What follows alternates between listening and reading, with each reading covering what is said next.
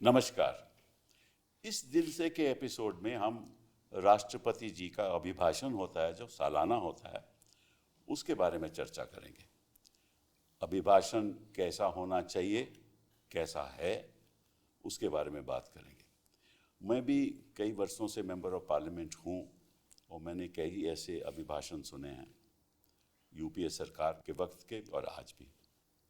और मैं देखता रहा हूँ कि जब जब अभिभाषण होता है कि जो भी सरकार सत्ता में होती है वो अक्सर अपनी उपलब्धियाँ कि हमने ये किया, हमने वो किया, हमने पिछले साल ये किया, हमने सब कर दिखाया, ये अपनी तारीफ होती रहती है। तो मैंने सोचा क्यों ना एक बात पे रिसर्च की जाए कि बाकी देशों में भी तो अभिभाषण होते हैं। स्टेट ऑफ द नेशन होता है यूनाइटेड स्टेट्स ऑफ अमेरिका में, ब्रिटिश पार्लियामेंट में सालाना एक एड्रेस होता है थ्रू द क्वीन और through the king as the case में भी। यूरोपियन पार्लियामेंट में भी होता है, जर्मनी में भी होता है। इतना फॉर्मल नहीं होता लेकिन इनफॉर्मल तरीके से होता है।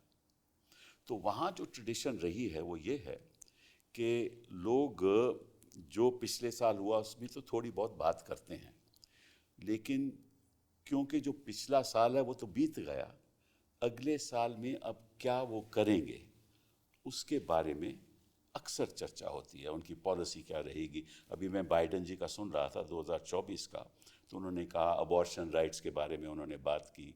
प्रिस्क्रिप्शन ड्रग्स इतनी महंगी है, उन्होंने कहा कि मैं इसको इस स्तर पे ले आऊँगा कि आम आदमी को मिले, और उन्होंने प्राइस भी फिक्स कर दी कुछ ड्रग्स की, अपने भाषण में ही उन्होंने कह दिया। फिर रो वर्सेस वेड की बड़ी बात हुई कि क्योंकि सुप्रीम कोर्ट का फैसला उन्होंने उलट दिया था, तो उसके बारे में बात हुई। और साथ साथ में जो गन कल्चर है अमेरिका का, उसको कैसे हमें, तो मतलब कि, और साथ साथ में जो इंटरनेशनल सिचुएशन क्या है, मतलब कि अंतर्राष्ट्रीय स्तर पे क्या हो रहा है, किस तरह से अमेरिका को उसमें हिस्सा लेना चाहिए, क्या उसकी नीति रहेगी, ये बात हुई। जर्मनी में भी ऐसा ही है, इंग्लैंड में भी ऐसा ही है। लेकिन हमारे यहाँ तो जो पिछले साल हुआ, क्या हुआ, हमने सब कुछ कर दिया, हमारे सिवा कोई और कर नहीं सकता था, ये मैं हमेशा सुनता रहता हूँ। तो आज चर्चा ये करेंगे कि राष्ट्रपति का अभिभाषण कैसा होना चाहिए, क्योंकि जब चर्चा होती है पार्लियामेंट में तो अभिभाषण पे होती है ना, तो अगर अपनी पॉलिसी नहीं बताओगे अगले साल के लिए तो चर्चा क्या होगी। तो इसलिए हमारे साथ 3 ऐसे वरिष्ठ पार्लियामेंटेरियन हैं जो मेरे से भी ज़्यादा एक्सपीरियंस्ड हैं। सबसे पहले तो Renuka ji, thank you. You are what six term member of parliament. पहले आप टीडीपी से रही, उसके बाद फिर आप लोकसभा 2009 1999 और 2009 में लोकसभा रही, फिर 2012 के बाद राज्यसभा रही, आज भी आप राज्यसभा में हैं। और मतलब कि सरकार आपसे डरती है। I hope so. बहुत मेहनत की वो नाम कमाने में। तो आपके हम राय सुनेंगे। संजय राउत जी हमारे साथ हैं। आपने अपनी सारी मतलब कि शुरुआत की या पत्रकार के नाते? हाँ, आज भी हूँ। आज भी हो। आज भी सामना का एडिटर हूँ। अच्छा, आज भी? मैंने सोचा कि आपने एडिटोरियल 2019 में छोड़ दी थी। नहीं, 40 साल से एडिटर हूँ। अच्छा, मार्मिक से आपने शुरू किया और फिर लोक प्रभा, इंडियन एक्सप्रेस की जो मराठी एडिशन है उस वहाँ आप रहे, एडिटर रहे। और उसके बाद आप फिर 1999 में आप बाल ठाकरे साहब से बड़े नज़दीक हो गए, पर उन्होंने आपको एग्जीक्यूटिव एडिटर सामना का बना दिया। तो आज भी आप कह रहे हैं 1991 में बनाया। 1991 में बना, आज भी आप वहाँ। और मैं समझता हूँ कि जो आपने सामना में एडिटोरियल्स लिखे उसका बड़ा प्रभाव पड़ा, आप नज़दीक हो गए। फिर आप राज्यसभा में आ गए 2004 में उसके बाद, और तब से आप राज्यसभा में हैं। और मैं समझता हूँ जब आप इलेक्शन के दौर आप बात करते तो सारा हिंदुस्तान आपकी बात सुनता था। Thank you very much Sanjay ji for being here. और मेरे साथ एक बहुत अच्छे मित्र मेरे, जो मतलब कि मैं क्या कहूँ, उनकी मैं बहुत बहुत इज़्ज़त करता हूँ। इसलिए इज़्ज़त करता हूँ कि जब जब वो राज्यसभा में बोलते हैं, मेरे साथ अब 2 टर्म हो गई आप, दूसरा, हाँ दूसरा है, तो बोलते हैं तो अगर मुझे पता चल जाए कि आप बोल रहे हो तो मैं तुरंत आपकी या तो टीवी लगाता हूँ या आपकी बात सुनता हूँ। और आपकी बात से लोग बड़े प्रभावित रहते हैं।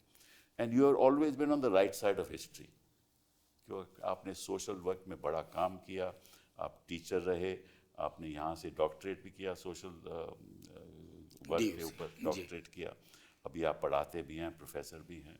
और जिस थॉट प्रोसेस से आप जुड़े हुए हैं, मैं तो उससे बड़ा प्रभावित हूँ। शुक्रिया। So thank you very much. आपसे शुरुआत करते हैं, ये बताइए कि ये रोज तो हम सुनते हैं भाजपा कहती है कि हमने ये कर दिया, चाहे वो राष्ट्रपति के अभिभाषण में हो या वैसे चर्चा में हो, इनके जो मेंबर ऑफ पार्लियामेंट है यही बोलते रहते हैं हमने क्या कर दिया। तो इसका क्या, पार्लियामेंट ऐसे कभी चल सकती है? ऐसा होना चाहिए? This is not the prescribed norm for democracy. Democracy में आवाज बुलंद रहना चाहिए आम इंसान का। तो उसके माने ये है कि जब हम हाउस में आते हैं हम उनका आवाज वहां तक पहुंचा दें।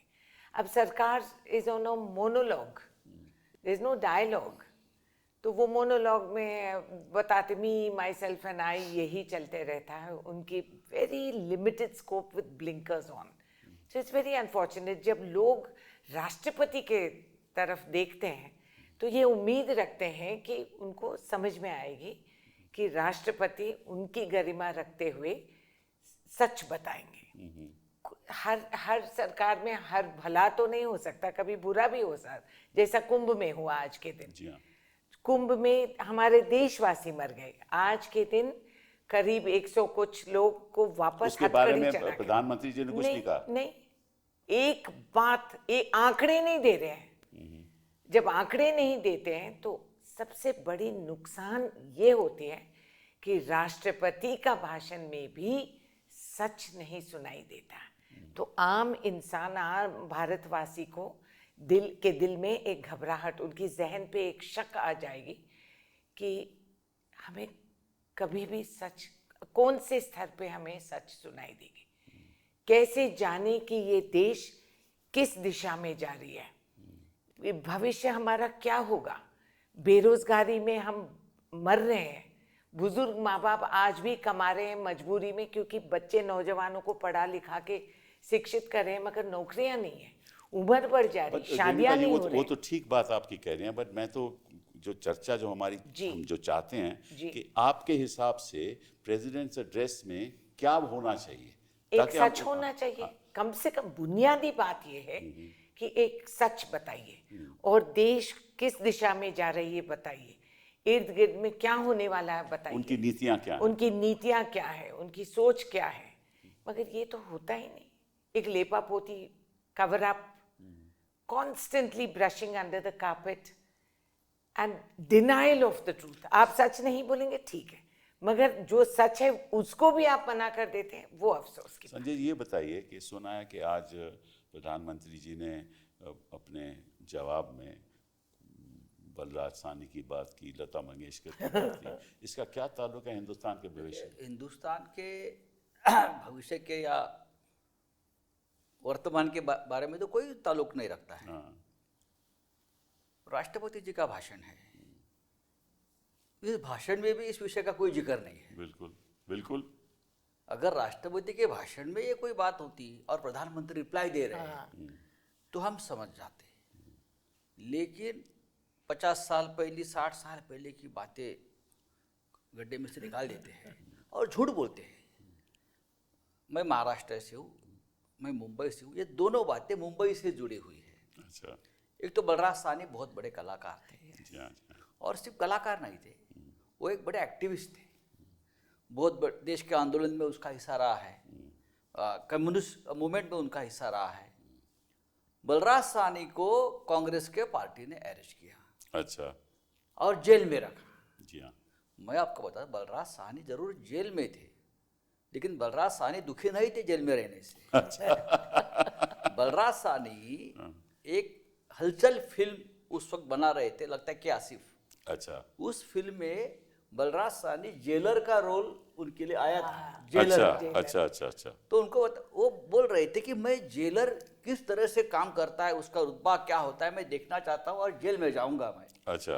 तो क्या हो गया, जिसे हम एक कोइंसिडेंस बोलते हैं, एक कम्युनिस्ट आंदोलन हो गया मुंबई में, बहुत बड़ा आगजनी हो गई, दंगा हो गया, तो सब लोगों को अरेस्ट करके ऑर्थर रोड जेल में डाल दिया। उसमें बलराज साहनी थे। अच्छा।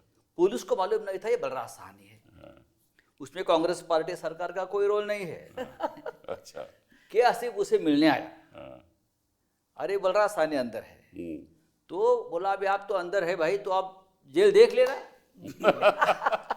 जेलर को भी देख लेना।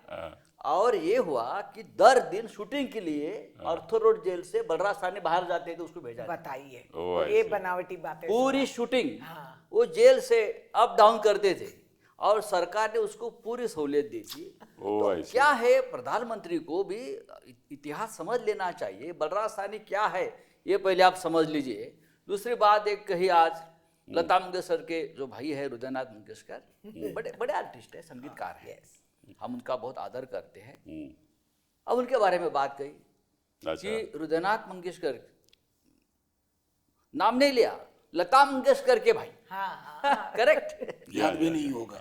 हाँ, ये भी याद बात भी है। नहीं होगा। लता मंगेशकर के भाई ने वीर सावरकर की एक गीत को प्रस्तुत किया आकाशवाणी पे। उससे राष्ट्रपति भाषण से क्या ताल्लुक है? तो इतिहास ये है कि उसने उनको नौकरी गंवानी पड़ी। सच ये है कि वो गाना जो है, उस वक्त सावरकर के ऊपर गांधी हत्या का एक मुकदमा चल रहा था और गांधी की हत्या एक बहुत बड़ा हादसा था, इसलिए कुछ दिन तक उनको रोका गया। लेकिन वही गाना वीर सावरकर का आकाशवाणी से ही ज्यादा पॉपुलर हो गया कांग्रेस के जमाने में। कोई उस गाने को रोका नहीं है। वो गाने का बोल था, सागरा प्राण तळमळला ने मजसने परत मातृभूमिला, बहुत पॉपुलर। हजारों बार ये गाना हमने आकाशवाणी पर उस वक्त भी सुना है, अभी भी वो गाना चल रहा है, किसी ने रोका नहीं। प्रधानमंत्री को कुछ मालूम नहीं है। उनका जो, जैसे राष्ट्रपति का भाषण कैबिनेट वाले लिखते हैं, कैबिनेट खुद नहीं लिखते, वैसे प्रधानमंत्री का भाषण कौन लिख के देता है? समझ लीजिए आप, झूठ पर झूठ, झूठ पर झूठ। पॉलिसी पर बात कीजिए। राष्ट्रपति जी के ऊपर अगर बोलना है आपको भाषण के ऊपर, पॉलिसी बताइए ना, आप देश के लिए क्या करने जा रहे हैं। मैं अगले साल, देखिए एक हर सालाना ही होता है ना। इंटरनेशनल पॉलिसी क्या है? जैसे आपने कहा कि 110 लोग आज मीडिया डालकर लाए, इंटरनेशनल पॉलिसी उनके क्या फौजी है? एयरक्राफ्ट में हमारा उनके फ्लाइट फौजी- क्यों लाल आंख उस समय नहीं दिखा रहे। कुछ नहीं दिखा रहे, कुछ नहीं बोल रहे ना? या ऐसी बात होता है क्या? हमने बहुत राष्ट्रपति के भाषण सुने और रिप्लाई भी सुने प्राइम मिनिस्टर। जी हाँ, जी हाँ, आज नहीं सुन रहे हम। सबसे पहले ये जॉइंट सेशन होता है। बिल्कुल जॉइंट सेशन सेंट्रल हॉल में होना चाहिए, जो सेंट्रल हॉल वहां बना है ना। बिल्कुल, बिल्कुल। अब हमको सब जबरदस्ती से बिठाते हैं लोकसभा के हॉल में। कॉन्स्टिट्यूशन में नहीं है। जॉइंट सेशन ये हमारा सेंट्रल हॉल है, वहाँ होना चाहिए। आप संविधान की ये मान्य नहीं है, आप कुछ भी करते हैं, आपके पास पावर है। राष्ट्रपति का भाषण भी आप लिखते हो, उसके ऊपर रिप्लाई भी आप दे रहे हो। और वो भी भाषण से कहीं दूर। भाषण में, राष्ट्रपति के भाषण में जो मुद्दे हैं उसमें से एक भी मुद्दे पर प्रधानमंत्री ने अपनी आप लोगों के विपक्ष ने जहाँ रेस किए थे मुद्दे, उसके ऊपर उन्होंने बोला। हमारा तो माइक बंद कोई कर दिया। टिप्पणी ही नहीं और आप बताइए माइक मनोज बंद। जी। हमारा तो माइक बंद कर दिया। नहीं, वो तो खैर देखिए, उनकी आदत है। आदत है। आदत से मजबूर। आपको सुनना नहीं चाहते। सच को सुनने का हौसला नहीं है इस सरकार को। देखिए कपिल सर, नहीं, जरा गंभीरता से बात करेंगे, वाकई में क्या होना चाहिए। देखिए, मैं जब अपने संबोधन में मैंने एक बात कही थी, एकाएक ख्याल आया था हमको कि अगर महाभारत धृतराष्ट्र ने संजय की नजर से ना देखा होता तो क्या होता। संजय को मैंने कहा कि इसको कैबिनेट मान लो, क्योंकि कैबिनेट, क्योंकि महाभारत कथा के बारे में भी जब इंटरप्रिटेशन है तो संजय कई चीजों को फिल्टर कर देते थे। तो वो तो थोड़े निर्दोष किस्म के व्यक्ति थे। आज तो बड़े धुरंधर लोग हैं जो संजय की भूमिका में है, कैबिनेट में है। मेरा अपना मानना है, जो आपने शुरुआत में एक बात कही, जो अलग अलग देशों का अनुभव है, इश्तेहारबाजी नहीं होनी चाहिए। राष्ट्रपति के अभिभाषण में हमारी चुनौतियों का जिक्र होना चाहिए। जी हाँ, बिल्कुल। सबसे बड़ी चुनौती, उपलब्धियां हम जानते हैं सर, जी हाँ, और सन 52 से लेके आज तक की उपलब्धि, बिना उपलब्धि के ये देश यहां तक नहीं पहुंचा है कि चार लोग हम लोग बैठ के आज 2025 में बात कर रहे हैं। उस उपलब्धि में सबका योगदान है। मतलब सिर्फ प्राइम मिनिस्टर क्यों, ऑर्डिनरी इंसान का योगदान है। अब दिक्कत क्या है सर, जो तमाम विपक्ष के दलों ने भी कहा, आय की असमानता आज सबसे बड़ी चैलेंज, इनकम इनइक्वालिटी। प्रधानमंत्री जी के पास ब्लूप्रिंट नहीं होगा, ये मैं जानता हूं, क्योंकि उनके पास पॉजिटिव ब्लूप्रिंट अक्सर नहीं होता है, लेकिन उसको एक्नॉलेज तो करिए। अनएम्प्लॉयमेंट दूसरा मेजर चैलेंज, आप उसको एक्नॉलेज ही नहीं कर रहे हो। राष्ट्रपति के भाषण में उसका कहीं जिक्र तक नहीं।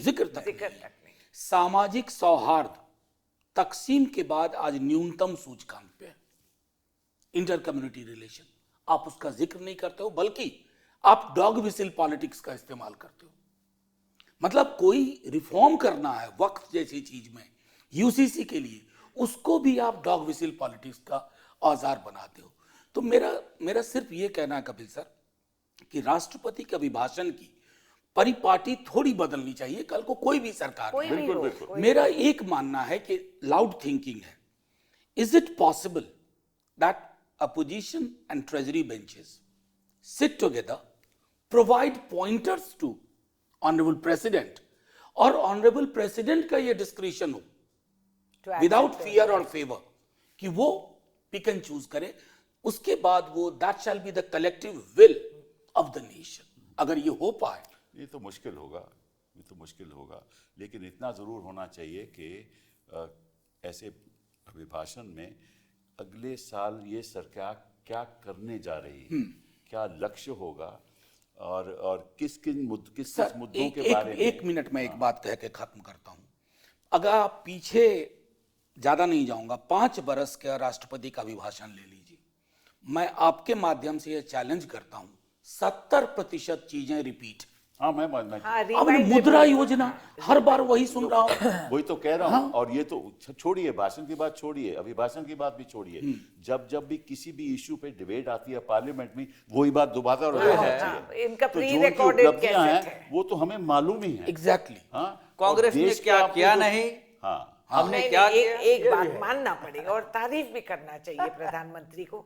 जैसे होम मिनिस्टर जी ने कहा अम्बेडकर अम्बेडकर अम्बेडकर, इतने बार नाम लिए तो, भगवान का नाम लिए तो आप स्वर्ग पहुंच जाते।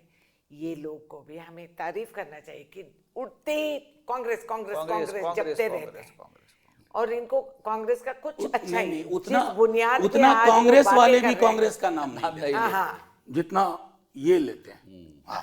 ये सच है। देखिए, मैं देख रहा था कि हमारे सामने, जैसे आपने कहा, देश के सामने चुनौतियां क्या हैं, और ये हमेशा कहते हैं कि we are the 5th largest economy in the world, ठीक है ना, और हमारा रेट ऑफ ग्रोथ बाकी इकोनॉमी से ज़्यादा है, 6%। अभी जो सर्वे है, इकोनॉमिक सर्वे, उसमें भी कहा है कि 6.3 to 6.7% हमारा इकोनॉमिक सर्वे होगा।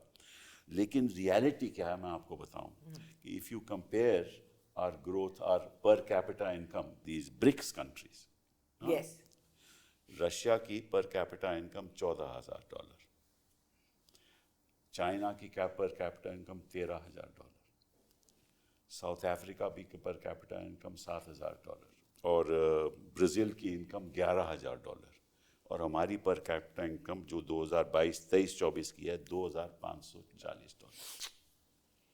तो आप एक तरफ तो कहते हो कि we are the largest economy हो रहा है, और आपका पर कैपिटा इनकम ये है, तो ये आंकड़े तो कभी, इस पे तो कभी चर्चा ही नहीं होती। नहीं होगा भी नहीं। ठीक है, आपने अभी की इनइक्वालिटी की बात की, इतनी ज़्यादा इनइक्वालिटी इस देश में है कि दुनिया में इतनी ज़्यादा किसी देश की इनइक्वालिटी है ही नहीं। मैं आपको एक छोटी बात बताऊं, ड्यूरिंग द पैंडेमिक, इस देश में during the pandemic 68% became billionaires. Yes. 68 Shortest individuals route to became become a billionaires during the multi-billionaire. pandemic. ठीक है, तो ये तो देश की हालत है। और there is a global report which says कि 1922 के बाद जितनी इनइक्वालिटी बड़ी तब थी उससे भी ज्यादा है। उससे भी ज्यादा।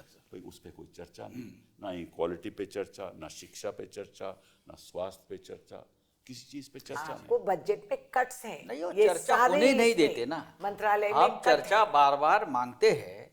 ये सब जो चीज़ें आपने कहा है, इनइक्वलिटी हो या सोशल जस्टिस हो या करप्शन हो, हाँ, अब 2 साल में 500 बड़ी कंपनी का मुनाफा 40% बढ़ गया। कैसे बढ़ बिल्कुल गया? बिल्कुल बिल्कुल। कैसे बढ़ गया? हम उसके ऊपर चर्चा मांगते हैं। नहीं नहीं, आज जो मुद्दे पे प्रधानमंत्री जी बोल रहे थे, एक्सपोर्ट एक्सपोर्ट, ये सरेआम असत्य है। क्योंकि अभी तक हम चाइना का एक्सपोर्ट हम रिवर्स नहीं कर सके। We are still importing more from China then we are exporting, और रोज रुपया घटती जा रही है, रोज we are touching rock bottom. And middle class family को ये जो छूट दिखा रहे हैं बजट में, ये एक मिथ्या है। क्योंकि आपने ऑलरेडी हमारा जो भी आप छूट दे रहे वसूली कर लिए है। इन food inflation has become so high, पैसे घटते जा रहे हैं, तो हमें ईएमआई में कितना देना है, हमारे बच्चों का विदेश पढ़ रहे हैं तो हम लोन लेके, हम बैंक से लोन लेके उनको विदेश भिजवाएं, अब उसमें हमारा रुपया में कितना फर्क आ गए, तो हमें कितना ज्यादा और देना पड़ रहा ये है, हम चुनौतियां लाए हैं कहाँ ना, से पैसे? ये तो चुनौतियां हैं ना हाँ, रेणुका but जी। he- वो तो इन उसके बारे में चुनौतियों जिक्र के नहीं ऊपर करते। एटलीस्ट इन चुनौतियों के बारे में बात तो करनी चाहिए, बिल्कुल। ताकि विपक्ष के लोग उसके बारे में सुझाव दे सकें। पार्लियामेंट का मतलब क्या है? हाँ। पार्लियामेंट का मतलब ये तो नहीं कि रूलिंग पार्टी जो कहेगी उसके विपक्ष उसके बारे में बात, हमें कहना है, अगर yes sir, अपनी आप तारीफ करते जाओगे। राष्ट्रपति का भाषण एक चमचागिरी का भाषण हाँ होता है। बिल्कुल।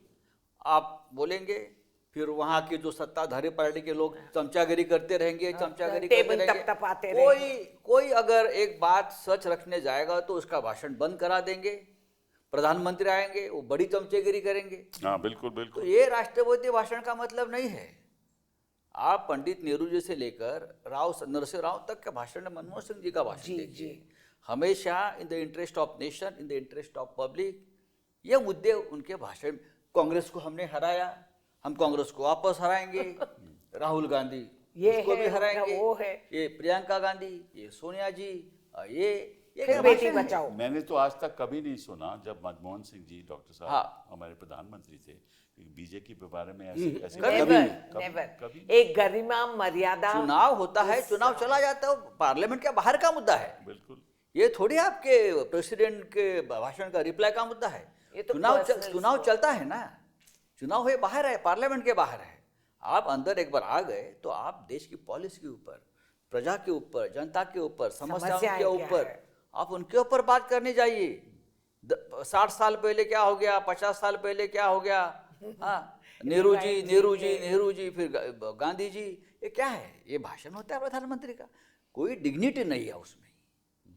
आप बताइए मनोज जी कि आपके हिसाब से, I just want your personal view on this, कि आपने कहा ना कि भाई तय करना चाहिए ऑपोजिशन, वो तो होगा नहीं, लेकिन आपसे बट होनी चाहिए वैसे, आइडियली दैट इज द मुश्किल ये है ना करेक्ट। कि उसमें आप यहाँ तो होगा नहीं। आप राष्ट्रपति जी को एक ऐसा रोल दे दोगे जो संविधान उनको नहीं देता, उनकी जैसे डिस्कशन उनका होगी हक ना नहीं तो है, वो सही प्रॉब्लम बात। होगी। तो इसलिए मैं कह रहा हूँ वो तो थोड़ा मुश्किल है, लेकिन ये नहीं होना चाहिए कि ये जो राष्ट्रपति जी का भाषण है, ये जो भाषण हो रहा है ये हमें पहले सर्कुलेट हाँ, ये मैं I was going to say circulate हो that, हाँ। और उसके ऊपर ऑपोजिशन राय दे कि ठीक है जो आप कह रहे हो ठीक है, लेकिन ये मुद्दे भी, देश की चुनौतियां जो हैं हमारे सामने, ये मुद्दे भी भाषण में आने चाहिए। हाँ बिल्कुल। ठीक है, अगर ये हो जाए तो भी समाधान हो जाए, सजेशन लेना चाहिए है ना? अपोजिशन से। हाँ काफी हद तक अगर बिफोर हैंड सर्कुलेशन हो जाता है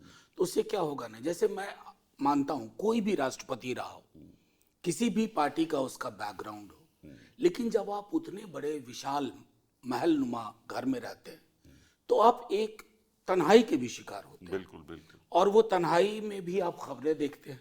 Yeah.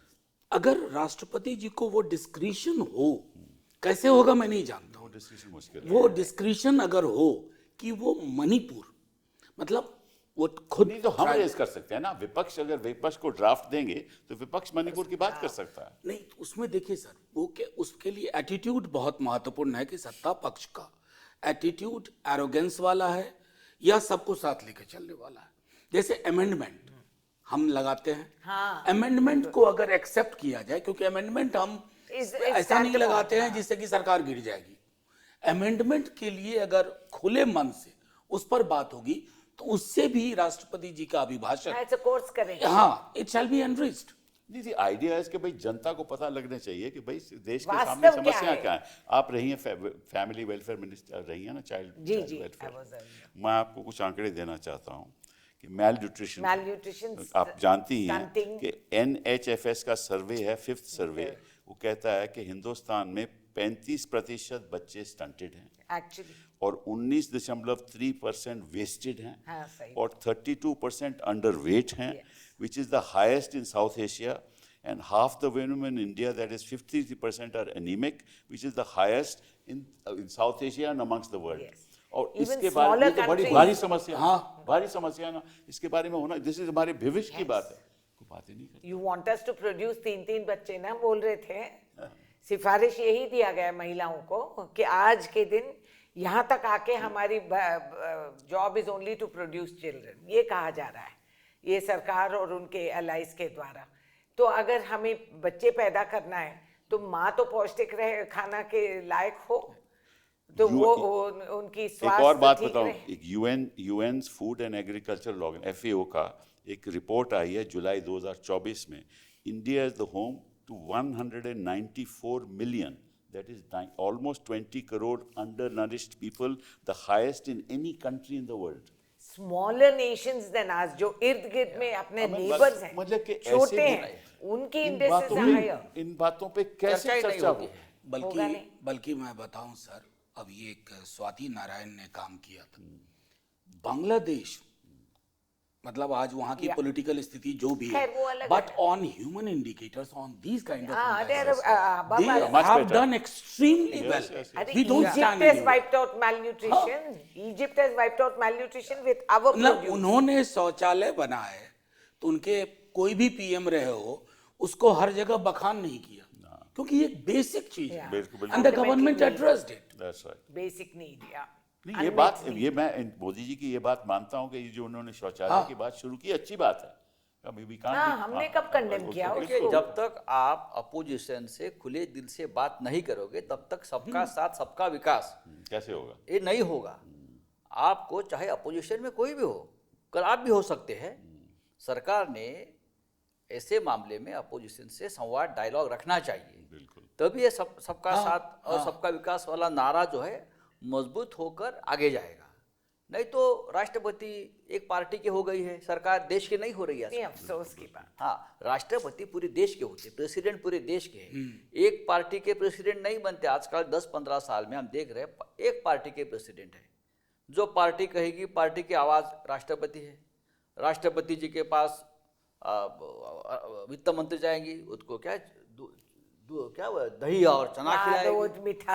रोज मिठा खिलाएगी। ये कभी ये पिक्चर farcical हमने है देखा नहीं। procedure। रिश्ता मिठास का है ना। रहने दो, बड़ी बात क्या है? मिठास का है तो पर्दे के पीछे मिठास रखो। देश के सामने आप कौन सा आदर्श लेकर आए? हलवा बनाते हैं, देश के मीठा सामने आप चीफ जस्टिस के यहाँ जाते हो, ऐसे क्या? जाते हो, ऐसे ही, आप ऐसे भजन ही। के लिए जाते हो, फिर आगे क्या हो गया आपने देखा। देश में संविधान की कैसी धज्जियां उड़ गई, और आप कानून के बारे में बात नहीं करते हो। सुप्रीम कोर्ट में कितने केसेस पेंडिंग है, हाई कोर्ट में कितने यही ना, ये केसेस पेंडिंग चुनौतियां हैं है, ना। हाँ, निचले कोर्ट में केसेस पेंडिंग है, लोगों को न्याय नहीं मिल रहा है। इस बारे में आप क्यों नहीं बात करते? सर, एक चीज मैं यही संजय भाई कह रहे थे, जिसकी शुरुआत आपने की थी, कि किसी भी पॉलिटिकल पार्टी के पास विजडम का कॉपीराइट नहीं है कि सारा विजडम हाँ, हमें नहीं, आप गलत, आपको गलत हमारी फहमी है आपको। ये कॉपीराइट इनके पास है। हिंदुत्व की आपको इन्हीं के सच पास बोलना है, चाहिए। देशभक्ति का आप भी इन्हीं अभी का पास है। असत्य बोल रहे हो। अच्छा सर, मैं ये कह रहा था कि मैं अक्सर जब पढ़ता हूँ, देखा तो नहीं उस दौर को, Nehru used to attend parliament every day, और वहां बैठ के वो नोट्स लेते थे, कोई ऑफिसर नहीं लेता था उनका। तो उससे क्या होता था, कई बार कोर्स करेक्शन की भी मदद मिलती है, जो कि मैं नितांत अभाव देख रहा हूं। बल्कि टॉप मिनिस्टर्स नहीं होते हैं, और कोई एमओएस को बिठा दिया, वो भी डिस्ट्रैक्टेड से बैठे हुए हैं, चर्चा, चैटिंग। तो इससे संसद की गरिमा और जनता ने दोनों को भूमिका दी है। अगर आपको सत्ता पक्ष बनाया है, हमें विपक्ष बनाया है, तो विपक्ष का काम सिर्फ आपकी तुड़ही में शामिल होना नहीं है। सही बात। विपक्ष का काम है आपको एडवाइस करना, आलोचना में सुझाव के तत्व होते हैं। बिल्कुल। लेकिन अगर आप उसको खारिज कर देते हैं तो फिर संसद एक रंगा लगता है। अब ये नारा बन गई। पंडित नेहरू जी हमेशा विपक्ष की बात ध्यान से सुनते थे। अगर पंडित नेहरू जी सदन से निकल रहे और कोई विपक्ष नेता बोलने उठ गया तो वापस आके बैठते थे। हमने ये सुना है, हमने पढ़ा भी है। जैसे एक बैरिस्टर नाथ पै थे, बहुत बड़े पार्लियामेंटेरियन थे, बैरिस्टर नाथ पै, उनकी किताब में मैंने पढ़ा है।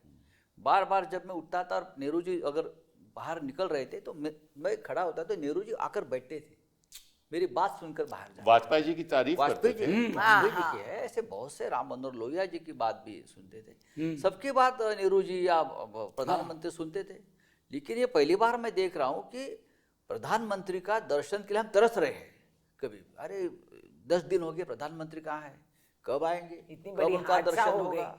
हमारे देशवासियों को हथकड़ी लगा के रातों रात निकाल के और क्या स्टेटमेंट अच्छा, दे एक रहे और हैं। बात पे हम चर्चा करना चाहते हैं कि आज के दिन हिंदुस्तान की अंतर्राष्ट्रीय दृष्टिकोण से देखा जाए तो बड़ी गंभीर स्थिति है। हाँ, एक तरफ तो ट्रम्प साहब ने कहा है कि मैं अपने टैरिफ्स लगाऊं, दूसरी सारी ये इमिग्रेशन जो इलीगली में उनको वापस भेजने की प्रतिक्रिया है, और साथ में ट्रम्प की पॉलिसी जो ईरान के प्रति है उसकी बड़ी एक कॉन्सिक्वेंसेस गंभीर हो सकते हैं। हमारी जो नेबरिंग कंट्रीज हैं उस वहाँ मतलब कि चीन का पूरा कब्जा है। सब अपने को घूर ठीक है? हमें घूर के देख जो रहे हैं। जो जो यूपीए के टाइम हमारी रिलेशनशिप दोस्त थे, दोस्त थे, भाई था नेपाल। अटल जी ने कहा था कि हम इतिहास बदल सकते हैं, भूगोल नहीं बदल ठीक सकते। है, पाकिस्तान के साथ क्या रवैया हमारा रहना चाहिए कि आज के दिन क्वाड में हम शामिल होंगे तो देखिए हमारे साथ जो चाइना का जो डेफिसिट है ना, ट्रेड डेफिसिट, Yes. वो 85 बिलियन डॉलर है, लेकिन हमारा जो ट्रेड डेफिसिट जो ग्लोबल है वो 75 बिलियन है। 75 ग्लोबल। Yes. इसका मतलब अगर आप चाइना का ट्रेड डेफिसिट कम कर दें तो विल बी ट्रेड सरप्लस। उसके बारे में Nothing. ये आंकड़े किसी के पास है ही नहीं, ना कोई चढ़ना सो अंतर्राष्ट्रीय स्तर पर हिंदुस्तान एक ऐसा देश है जहां लोग इन्वेस्ट करना चाहते हैं। ठीक है, यहाँ की जो स्थिति है डेमोक्रेसी की फ्रैजाइल है, वो फ्रैजाइल है, और अगर ऐसे ही दंगे चलते रहे तो लोग इन्वेस्ट भी नहीं करेंगे। तो इसके Advice बारे में अंतर्राष्ट्रीय दृष्टिकोण के बारे में डोंट यू थिंक कि राष्ट्रपति के अभिभाषण में ये चर्चा होनी चाहिए? बिल्कुल। मैं एक चीज कह रहा हूं कि मैं बीते 10 वर्षों से देख रहा हूं जो एक्सटर्नल अफेयर्स हमारी जो फॉरेन पॉलिसी हुआ करती थी उसमें डोमेस्टिक पॉलिटिक्स का तत्व इतना हावी हो गया है, बिल्कुल सही है, जिसकी वजह से आप वहां भी जो मैंने कहा था आप डॉग विसिल पॉलिटिक्स के हिसाब से करते हो। अब जैसे मैं अभी दे रहा हूं, आपने जो कहा ट्रंप को लेकर के, एक तो आप सोचते हो कि पर्सनलाइज्ड डिप्लोमेसी, हगिंग डिप्लोमेसी, ये जप्पी इफ पप्पी। That does not translate into doables तो वो हॉलो हो जाता है, जो अभी हमने देखा। और रसा यूक्रेन वाले मामले में भी अभी एक तीसरा चीज जो मुझे व्यक्तिगत तौर पर आप जैसे लोगों को परेशान करेगा, about Trump's statement on Gaza. हाँ, बिल्कुल, बिल्कुल। Yes. That's devastating. और वहां आज एक किसी हमारे सदस्य ने सवाल पूछा तो शायद जयशंकर जी को ब्रीफिंग नहीं होगी कि क्या बोलना है, तो वो उसको कह दिए कि जुड़ा हुआ नहीं है वगैरह। एक आखिरी टिप्पणी मैं करूंगा, साउथ एशिया में, ये मैंने सदन में भी एक दिन कहा था सर, हम सबसे बड़ी डेमोक्रेसी हैं, जी हाँ, and we could have been a role model for other nations कि how to treat your minorities. Right. तो हमने वो मॉडल नहीं दिया। नहीं, हम जबकि बन गए जो गांधी कह के गए थे कि civilisation is evaluated on the basis of the manner in which you treat your minorities. Treat your minorities. That's right. आज हम में से बहुत लोगों ने बांग्लादेश पे हंगामा किया। Do we have the moral right. High pedestal in case of Pakistan? We don't have. और ये सारा मेस हुआ है कि अपने फॉरेन पॉलिसी का जो एक खूबसूरत पन्ना हमने बनाया था, आपने उस सब को धीरे धीरे खारिज कर दिया। No, we are no longer the leaders of South. Yes. आज हमारे नेबरिंग कंट्री से नेपाल। किसी के भी साथ रिश्ते अच्छे, नेपाल से रिश्ते हमारे श्रीलंका नहीं है। हमें सर, hostile है, श्रीलंका से नेपाल नहीं, hostile है। चाइना से नहीं, बांग्लादेश से नहीं, अफगानिस्तान से नहीं, किसी के साथ नेबरिंग कंट्री है, border country. You are surrounded by enemies surrounded भाई, today. तो हम और नेपाल के साथ तो है कि हमारे बिहार में शादियां होती हैं, हाँ बिल्कुल। इधर उधर शादियां होती हैं। अरे जोरहाट से हमारा लेबर जाती है चीन में। देखिए, तो पाकिस्तान के साथ भी agricultural रिश्ते सुधारना चाहिए, मैं बताता हूँ सुधारना चाहिए, लेकिन ये लोग हिंदुस्तान पाकिस्तान उनकी रोजी रोटी है। नहीं नहीं, एक सबसे बड़ा मुद्दा ये है, number 1 we have not reversed the trade, number 2 there is a flight of capital. Yes. The money has left our country and fled. Not just The money, really high net wealthy worth, people high have net worth left. people have left. Highly wealthy people have left. What is the signal we are giving the world? Why will investors come and invest in India if our prime investors have left the world, left the country and gone there? And now when there is a tariff war going on with major nations, there are wars going on. What is your supply chain interruption? What is your commerce ability to sustain that interrupted trade supply? Have you increased inputs into your manufacture so that you can meet the deficit? Have you ये tariff बोले तो ये तारीफ सोचता है, अब ऐसा हम क्या बोले ऐसे सरकार को? एक्चुअली एक और चीज है, ये जो थ्रेट वाली जुबान ब्रिक्स पे बोली गई, जी, there is not a single rebuttal, correct, not rebut. Not a single rebuttal from our Nothing. Side. क्या करें, दुम दबा के बैठे नहीं हैं। नहीं नहीं, हुआ ऐसा, मैं बताऊं कि जयशंकर जी ने ये कहा कि somewhere, I don't remember where, कि we will have a separate currency. हाँ, जब शाबाश। when Trump made that Yes, statement, yes. they reversed that. India reversed Yes, I that. remember That's what this. I meant. I know this. They reversed that position. हाँ, तो वही बात। लेकिन अभी आपने एक बात की माइनॉरिटीज के बारे में, मुझे ये बताइए कि एक तरफ तो आप माइनॉरिटी, पर्टिकुलर माइनॉरिटी को अटैक करते हो रोज के रोज, दूसरी तरफ जब आप मिडिल ईस्ट में जाते हो तो उनके गले लगा देते हो, मस्जिद में जाते लगाते हैं हो ना, मॉस्क में उन्हीं को जाते गले हो। लगाते हो ना। तो इसकी मतलब कि ये किस किस्म की राजनीति हुई कि घर में आक्रमण करो और बाहर दोस्ती करो? नकाब, ये किस किस्म की राजनीति है? तो कहने का मतलब यह है कि why am I having this programme, जो स्टेट ऑफ द नेशन होना चाहिए, जिस बारे में चर्चा करनी चाहिए, वो आज चर्चा हो रही है, जो हमने सोचा वो इस प्रोग्राम में चर्चा हो रही है। बिल्कुल, कि दिस इज द बिल्कुल। State of the nation, Nation, this should be part of that dialogue in parliament. Absolutely, you're right. क्योंकि अदरवाइज तो कोई माध्यम ही नहीं है।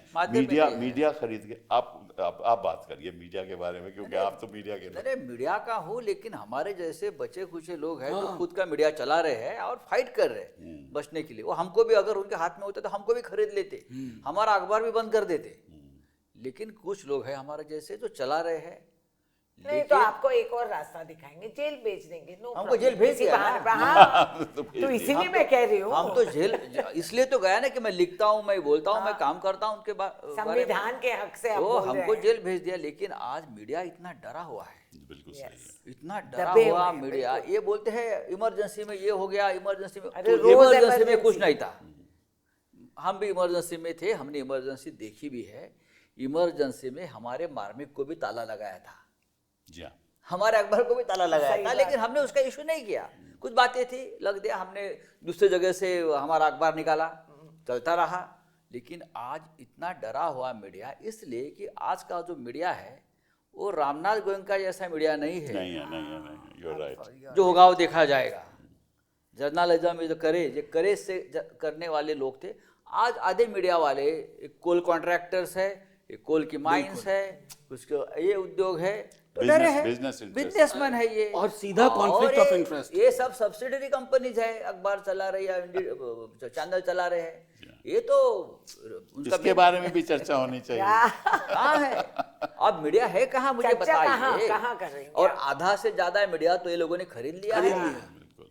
तो अगर मीडिया चर्चा नहीं करेगा, अखबारें चर्चा में, प्रिंट मीडिया तो चर्चा होगी कहाँ? पार्लियामेंट में चर्चा नहीं होगी तो कौन सा ऐसा एवेन्यू है, कौन सा ऐसा प्लेटफॉर्म है जहाँ चर्चा होगी? या हो गई वहां जब लोग सड़कों पे आ जाएंगे, सिविल डिसोबीडियंस होगी, जब लोग अपने हक पहचानेंगे कि संविधान के नीचे वी द पीपल, हम हकदार बन के हम बोलेंगे। वो ये तो पहले रेणुका देश जी, ने देखा है वो और तो- भविष्य में होगा ये। वो तो दूर की बात है, लेकिन वो स्थिति हिंदुस्तान में खुदा ना खास्ता नहीं आनी चाहिए। हम नहीं चाहते तो वैसी कोई बात हो, लेकिन ये ज़रूर है कि हमें एक प्लेटफॉर्म चाहिए।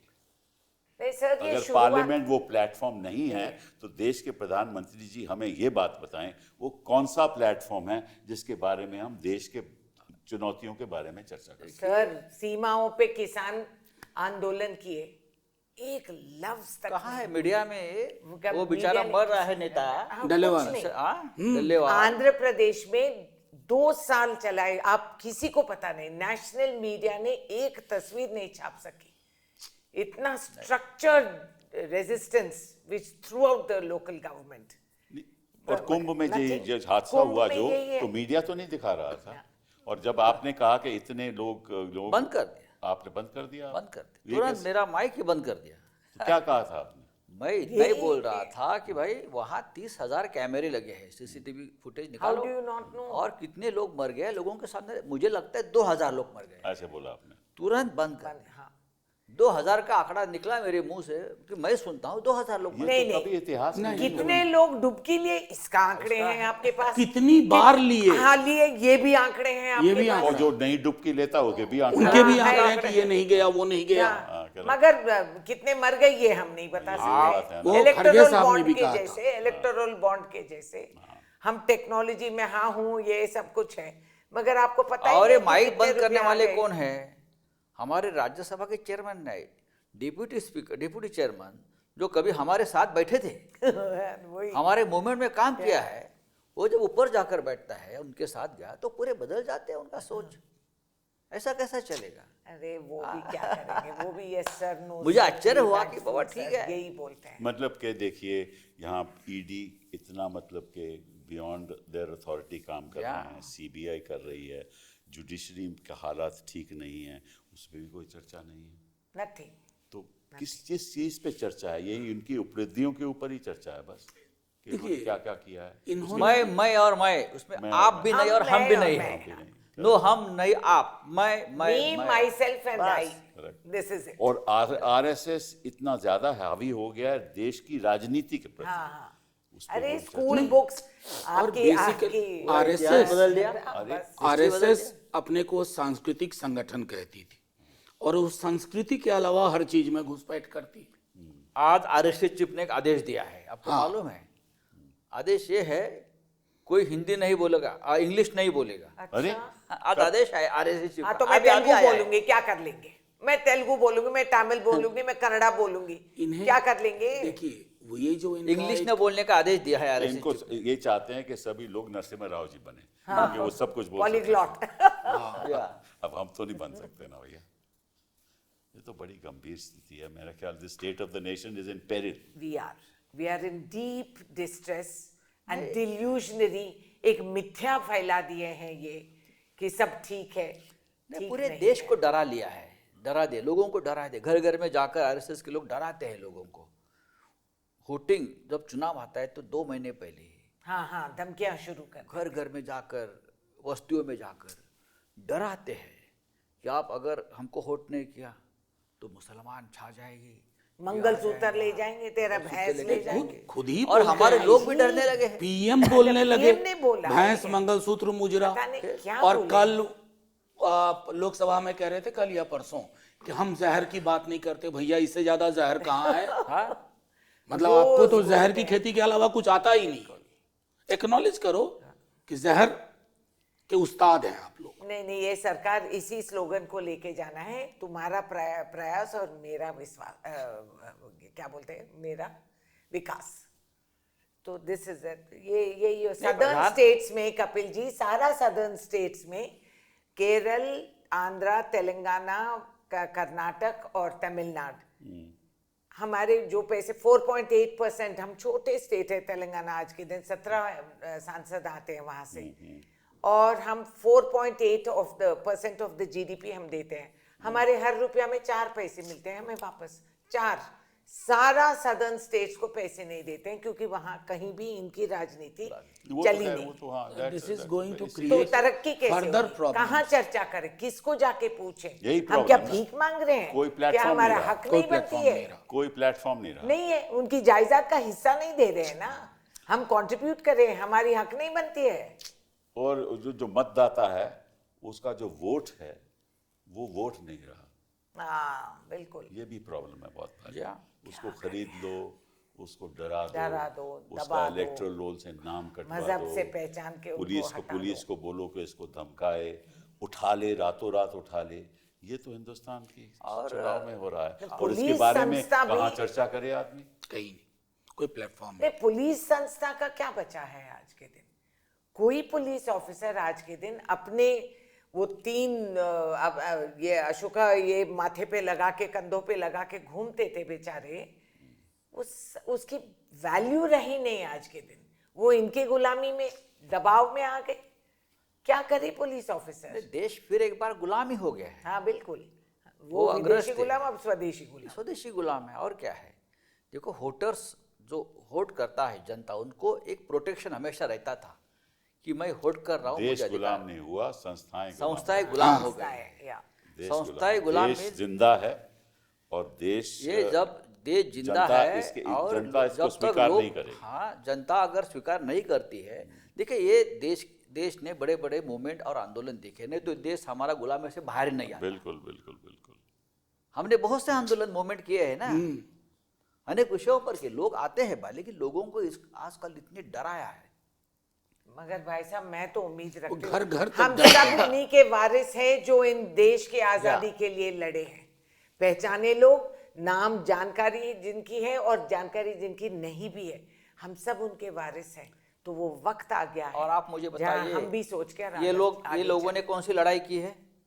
रोज पार्लियामेंट में करते हैं हमसे, नहीं, उधर ही अंदर ही करते हैं। बस हाँ। यही है। देश के लिए, यहाँ समाज के लिए कौन सी लड़ाई की आप मुझे बताइए। ये लोग तिरंगा नहीं लगा क्यों रहे नहीं थे। लड़ाई की? इन्होंने सेकंड वर्ल्ड वॉर में अंग्रेजों का साथ किया, साथ इन्होंने दिया लड़ाई ना। तो दी की, घुटना टेके but वो उनके साथ और हमसे कहते हाथ मिला कर की। चलिए, चर्चा इसलिए हो रही थी क्योंकि मैं चाहता था कि देश को, देशवासियों को ऐसी बातें पता चलें जो पार्लियामेंट में कभी पता चल नहीं जो सकती। सच कहीं ये हो सुनाई गया है दे। पार्लियामेंट का आजकल दृश्य। पार्लियामेंट में देखा जाए तो इट इज केवल the ruling party and nothing more, Nothing else. And Me, the rest is myself and irrelevant. I. बस। बहुत बहुत धन्यवाद। शुक्रिया।